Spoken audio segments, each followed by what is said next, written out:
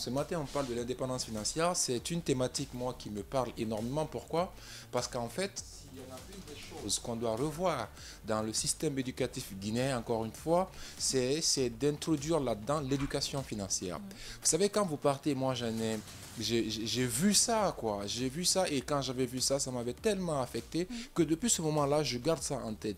C'était dans une des sociétés minières, je ne dirais pas le nom, où vous avez des cadres là-bas qui font 30 années, 40 années de service. Et au bout de ces 40 ans de service, un beau jour, on amène des gendarmes parce qu'ils sont maintenant à la retraite, parce qu'ils doivent quitter leur habitation à la cité, où c'était pris en charge par cette entreprise-là, et on leur demande libérez parce que vous êtes maintenant à la retraite, il faut que ceux-là qui viennent à votre place puissent occuper là où vous résidiez avant. Et maintenant, pour quitter, il a fallu faire appel à des agents de sécurité parce que ces gens ne savent plus où aller. Cependant, pendant les 40 années de carrière de ces personnes-là, ils bénéficiaient de beaucoup de privilèges qui pouvaient les permettre de pouvoir économiser et de pouvoir se construire des maisons et même de créer des actifs pouvant les permettre de générer des revenus passifs dont ils auraient pu bénéficier une fois qu'ils étaient à la retraite. Mais malheureusement, ils n'ont pas pensé à ça. Le défaut, c'est le manque d'éducation financière. Et quand on parle, et c'est ce qui fait que la thématique de ce matin-là, elle est très importante. Et ça, c'est la même chose avec les cadres. C'est la même chose même avec des jeunes cadres qui commencent à travailler. Et on ignore souvent que le premier jour de ton emploi, c'est à partir de ce jour-là que tu commences à préparer ta retraite. Si tu n'as pas ça en conscience, le jour où tu es à la retraite, ce n'est pas tes pensions que tu perçoives, qui sont des fois le tiers de ce que tu recevais comme salaire, qui te permettront de pouvoir t'en sortir. La chose la plus importante à laquelle les gens doivent faire attention, est de savoir faire la différence entre l'indépendance financière et la richesse. Pourquoi? Parce que la richesse, ça s'évalue en biens. La richesse, ça s'évalue en patrimoine. La richesse, ça s'évalue, j'ai tel montant sur mon compte en banque. Pendant que l'indépendance financière, ça s'évalue en temps. Un exemple concret et simple pour permettre à ceux qui nous écoutent et nous regardent de mieux cerner ce que ça veut dire. Pendant que vous travaillez, FC, à supposer que pendant que vous travaillez, vous percevez 10 millions de francs guinéens. D'accord? Le jour où vous cessez de travailler, le nombre de mois ou d'années que vous mettrez à percevoir encore ces 10 millions de francs guinéens, on dit que vous avez atteint votre indépendance financière pendant ce nombre de jours ou pendant ce nombre d'années. C'est exactement la même chose. C'est cela la réalité. Maintenant, comment s'y prendre pour aller vers cette indépendance financière?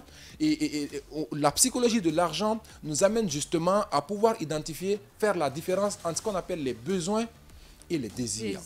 La différence, en fait, le besoin, on a tous besoin de manger, pour faire un exemple simple. Et ce n'est pas Mohamed Ali qui va me dire le contraire, il m'a fait savoir que FC aime manger. Donc là, c'est clair, on a tous le besoin de manger. Mais manger un plat de 30 000, de 50 000, de 200 000, d'1 million, ça c'est le désir. Et celui qui est à la recherche de l'indépendance financière, il coupe ces désirs-là, il se consacre strictement aux stricts besoins pour pouvoir justement lui permettre de pouvoir dégager un certain nombre de revenus qu'il va désormais investir pour posséder ce qu'on appelle un actif. Parce qu'il y a Warren Buffett qui est le meilleur investisseur de tous les temps. Jusqu'aux derniers chiffres, aux dernières informations que j'avais sur la situation des investissements et tout, Warren Buffett, il dit que le salariat, c'est malheureusement une solution à court terme. Les salaires nous permettent de vivre. Certains vont même plus loin pour dire que les salaires nous permettent de survivre. Il n'y a que les profits qui nous permettent de créer la fortune qu'on recherche. Donc, encore une fois, c'est que les gens mettent ça en esprit et qu'ils commencent à préparer ça. L'un des concepts et des éléments assez importants que les gens doivent retenir et comprendre, c'est savoir faire la différence entre la notion des actifs, des passifs, des revenus actifs et des revenus passifs. Un actif, en fait, c'est un bien que tu as et qu'au fil des temps, sa valeur augmente. D'accord? Par exemple, le fait d'avoir faire de l'immobilier, dans de l'immobilier, par exemple, tu as des maisons que tu as, au fur et à mesure, sa valeur augmente. Et en réalité, ça ne demande pas également à ce que tu sois présent forcément pour que ça puisse marcher.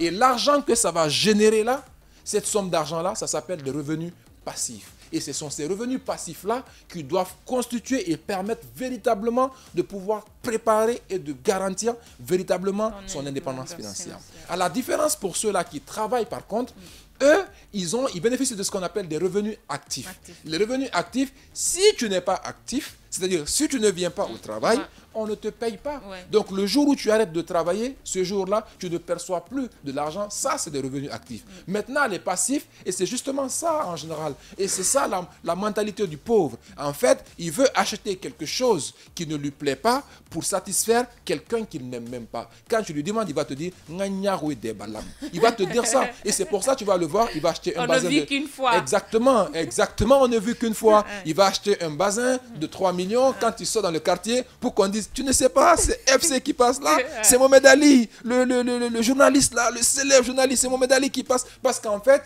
il a l'envie de paraître. Et souvent, quelqu'un qui a envie de paraître, ce qui se cache derrière, c'est un manque de confiance en soi. Qui l'amène justement à vouloir avoir envie de prouver des choses aux gens. Quand tu rentres chez le pauvre, tu vois un grand écran qui est là.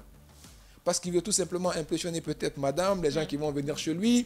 Et à la différence, quand tu vas chez Bill Gates, tu vas dans sa bibliothèque, c'est des livres. Exactement, c'est beaucoup de choses qui sont là. Ça, encore une fois, pour c'est le complexe, en fait, j'ai envie de dire. Exactement. Alors, les gens, ils sont comment complexés. éduquer ces gens-là à être indépendants financièrement? Et c'est justement, et vous savez, il y a des gens, quand vous prenez à des familles, quand vous prenez les Libanais, par exemple, il dit même à son enfant, hein, ce que je demande, il faut savoir lire, écrire, compter, et tout de suite, il commence à te former à ça.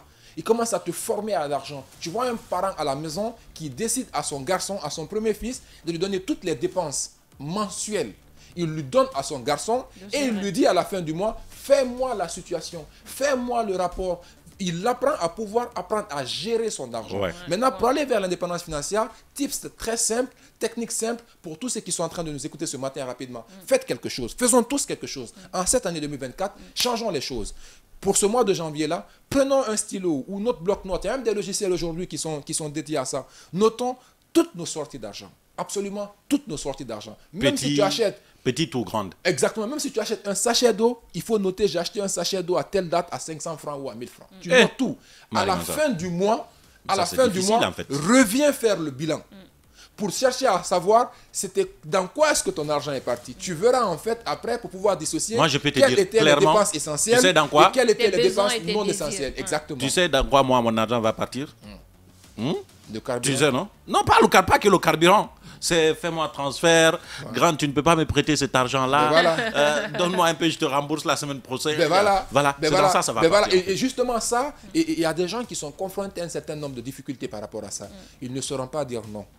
Ils vont eux-mêmes se mettre en difficulté. Exactement, c'est pourquoi j'évoque le sujet. Parce qu'après aussi, au-delà de la famille directe, il y a les petits du quartier. Il y a la famille, la grande famille indirecte, il y a les amis des amis, etc. Des fois, tu te dis, la personne tu sais comment tu résous ça? Tu sais comment tu résous ça? Non, je ne parle même pas pour moi, en fait. J'évoque le sujet. Je te prends un exemple pour que les gens ils le font. Maintenant, ceux qui sont confrontés à ça, je ne vous dis pas d'arrêter de rendre service aux gens. En fait, l'homme ne se sent vraiment dans le bonheur utile que quand il rend service aux gens. Et c'est d'ailleurs en rendant service aux gens qu'on reconnaît le véritable bonheur selon moi. Maintenant, je ne dis pas aux gens de cesser ça, ne cessez pas, mais cependant, organisez vos finances.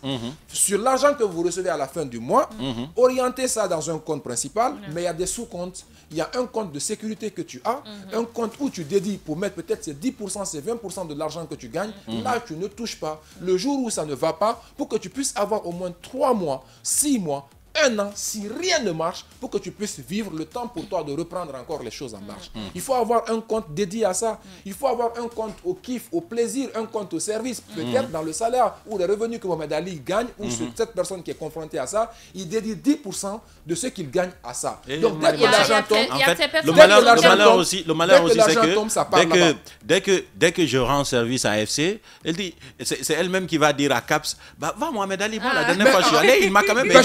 Ce que j'ai envie de dire, tant qu'il y a l'argent dans ce compte-là, quand un service vient, tu peux. Quand il n'y a plus d'argent dans ce compte-là, ça veut dire que tu n'as plus d'argent sur toi. C'est le moment de savoir dire non. Exactement. Je veux bien le faire, mais cependant, le compte qui est dédié à ça, il n'y a rien dedans. Ce fait, c'est tellement important parce que ce qui conduit certains travailleurs à se comporter illégalement, illicitement au travail. Il y en a qui font le détournement parce qu'ils ont envie de prouver dans le quartier qu'ils assument le prix du thé, de la viande, qu'ils peuvent satisfaire la famille, qu'ils ont envie de faire du bien à tel et ça ne doit pas s'arrêter. Et tous les jours, ça s'agrandit au fur et à mesure. D'ailleurs, la preuve, c'est que lorsque vous êtes nommé à un poste ministériel, par exemple, à un poste de directeur, eh ben, tout le monde vient danser chez vous. Parce qu'on sait que vous allez donner. Donc, on vous met dans une obligation morale de donner. Parce que quand tu ne donnes pas, même dans les cérémonies, les baptêmes, les mariages, tu es le premier invité. Si tu ne donnes pas, on dit « il donne absolument rien. Et si tu ne fais pas ça, si tu n'acceptes pas qu'on te dise ça à des moments, demain, les mêmes personnes viendront dire, avec tout ce qu'il a eu, il n'a pas réussi à pouvoir gérer ça. Donc, il est important de pouvoir le faire. Et l'autre élément également qui est important, surtout les jeunes qui commencent en carrière, et en fait, ils vivent... Ceux qui ont un salaire d'1 million. Exactement, ils vivent au-dessus de leurs moyens. Imagine quelqu'un, un jeune, et moi, j'en ai eu des gens en coaching dans ce sens-là. Quelqu'un qui a 5 millions de salaire, il se permet d'aller prendre un logement de 3 millions. C'est inacceptable. Tu n'es pas c'est même inimaginable en fait. C'est même inimaginable. Tu n'es pas en train de bâtir ta sérénité, ton indépendance financière ou même ta sécurité financière ou même ta liberté financière. Parce qu'en fait, dans l'école des finances personnelles, on recommande pour dire que ton loyer ne doit jamais dépasser maximum, au plus grand max, 35% de tes revenus mensuels.